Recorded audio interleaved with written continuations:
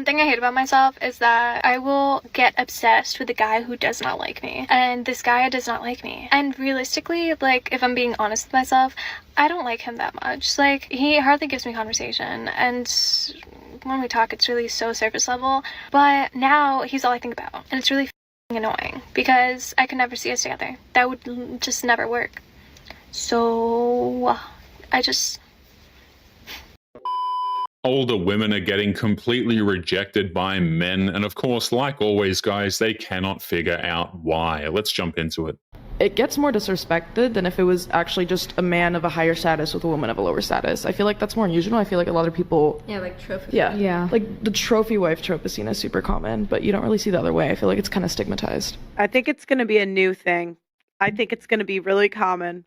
Older women over the age of 35 dating 20-something-year-old men. Yes. You think it's stigmatized for a woman to be with a man who's like if you're earning less than her, or if you even go on like the internet and you just see like these really famous influencers with their husbands who just are in the background, it's like constantly in the comments, it's like, why is she with him, what is she doing, like he's like just doing this and that. The reason why older women will get with younger men, at least in the short term, by the way, because those men won't stick around, is because they're the only men they can convince to actually be with them for any length of time. The older men know better and refuse to entertain the idea of getting with them because men know that they are damaged goods.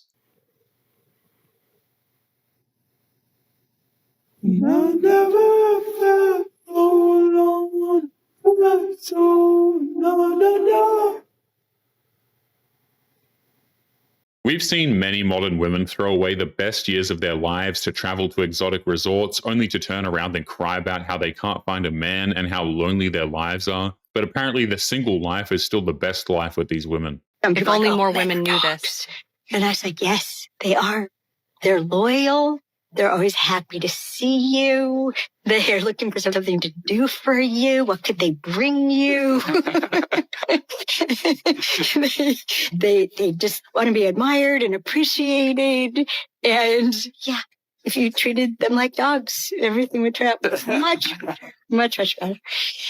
The sad thing here is that men are really not that complicated. It doesn't take much to keep a man happy in a relationship, but modern women see what men need as nothing short of a massive insult and believe that men should expect less while doing more for modern women who low-key hate them. So anyhow, fast forward, I needed to study more what caused women to treat men the way that we do. And I just kept learning, and women kept asking more and more from me.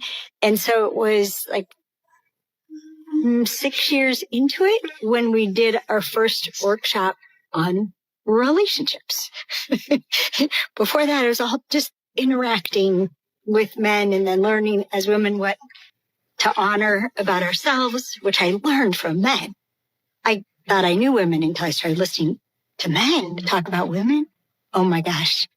What you all see is so much kinder than what we see about ourselves and each other. It's so much more beautiful. Men have been making it clear how we want to be treated, and modern women chose the complete opposite. They tell each other to treat us like crap, and any man who says otherwise is somehow an agent of the patriarchy, and he needs to educate himself, so no thank you. Being in your late 20s is so hard.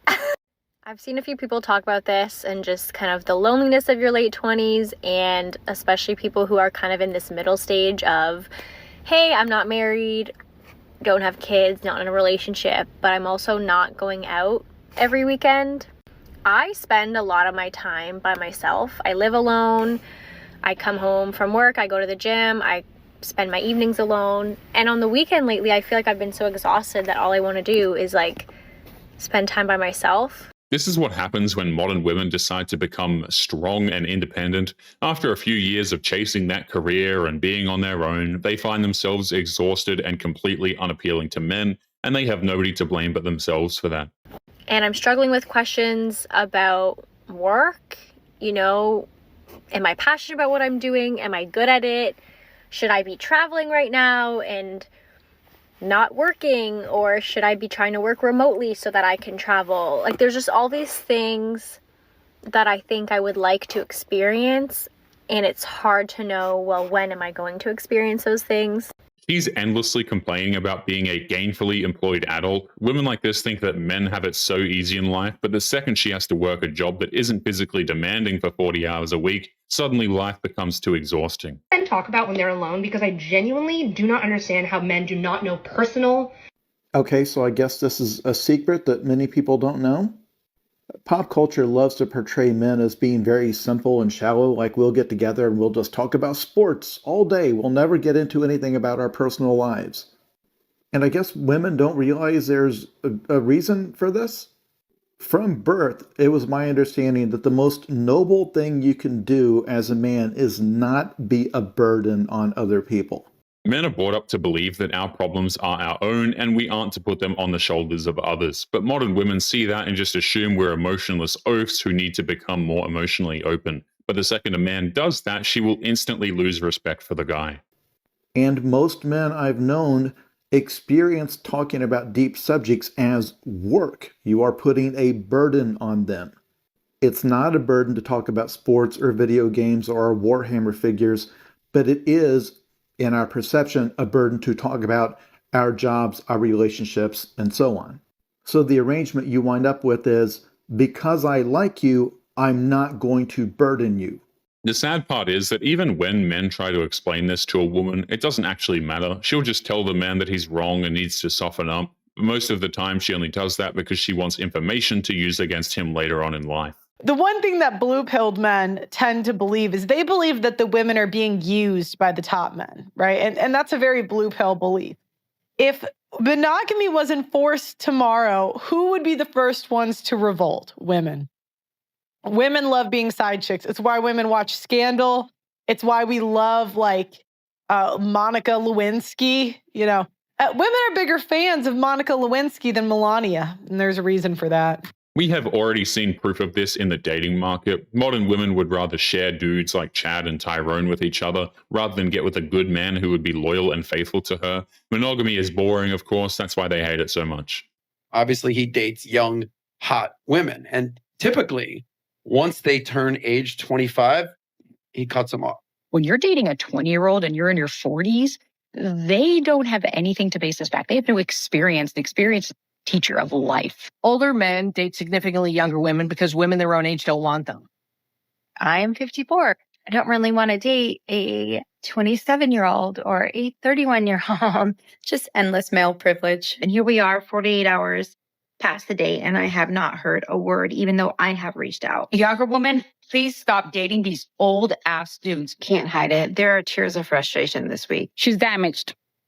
All because a 40-year-old wants to be living his best life. Any guy who goes after a girl significantly younger than them is severely lacking.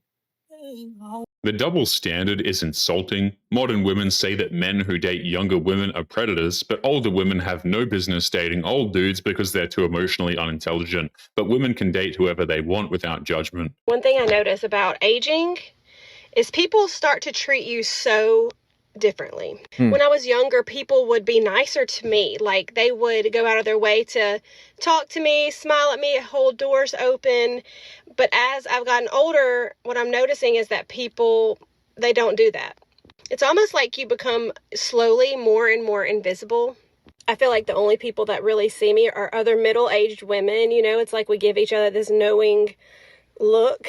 Older women don't get noticed as much because men are naturally attracted to younger women. Women of previous generations tried to warn women like this, but modern women kept insisting that the male attention would just last forever. They always insist on the rude awakening. How many hours do you work, Eric? 60 hours a week. 60 hours a week. And how many hours do you work at home? The same. More.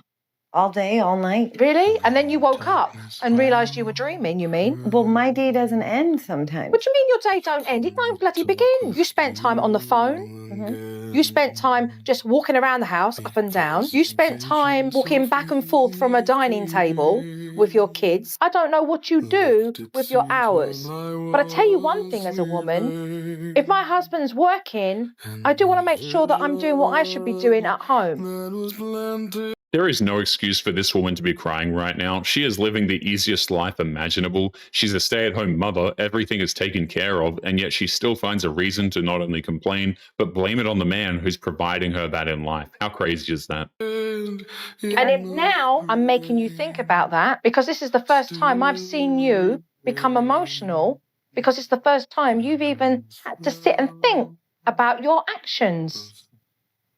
You're right. Those words fell on deaf ears. Women like that who insist that their housework is more valuable than what their husbands are doing are not capable of being grateful. Even if she were to get literally every single thing she could ever possibly want, she would still find a reason to complain and file for a divorce. I can guarantee you that. But anyway, guys, we are going to be leaving today's episode there. Don't forget to subscribe on your way out. Click this video that's up on the screen now if you want to see more. Take care of yourselves, and I will see you all in the next one. Peace.